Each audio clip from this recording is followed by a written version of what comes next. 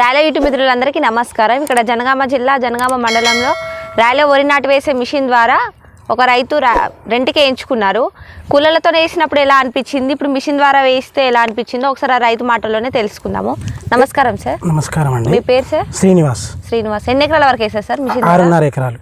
ఎట్లా అనిపించింది సార్ ఇంతకుముందు కూలలతో వేస్తే? ఎకరానికి అప్పుడు 5,000 ఇచ్చేదండి, ఇప్పుడు 4,000 ఇస్తున్నామండి.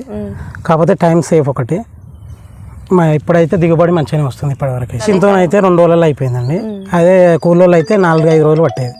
4-5 రోజులు పట్టేదా? వాళ్ళకి ఎంత ఖర్చు వచ్చింది కూలలతో ఇచ్చినప్పుడు? ఒక ఎకరానికి 6,000 వచ్చేది. ఇప్పుడు మిషన్ ద్వారా ఇప్పుడు 4,000 వస్తుంది.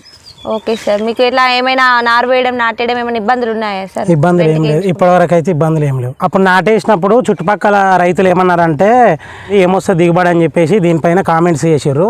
కాకపోతే నెల రోజుల తర్వాత చూసారే బాగానే ఉంది అని చెప్పేసి దీనిపై అనుకొని మళ్ళీ నెక్స్ట్ టైము మిషన్తో వేపిద్దామని ఆలోచనలో ఉన్నారు రైతులు. చూసారు కదా మిత్రులారా, ఈ రైతు రాయల వరి నాటు వేసే మిషన్ ద్వారా 6.5 ఎకరాల వరకు రెంట్కి వేయించుకున్నారు కూలల ఇబ్బంది తట్టుకోలేక.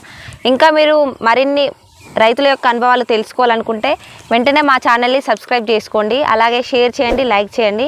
ఇంకా మీకు ఏమైనా సందేహాలు ఉంటే కింద కామెంట్ రూపంలో తెలియజేయండి. అదేవిధంగా పైన స్క్రోలింగ్ అవుతున్న నెంబర్కి కాల్ చేసి సంప్రదించండి.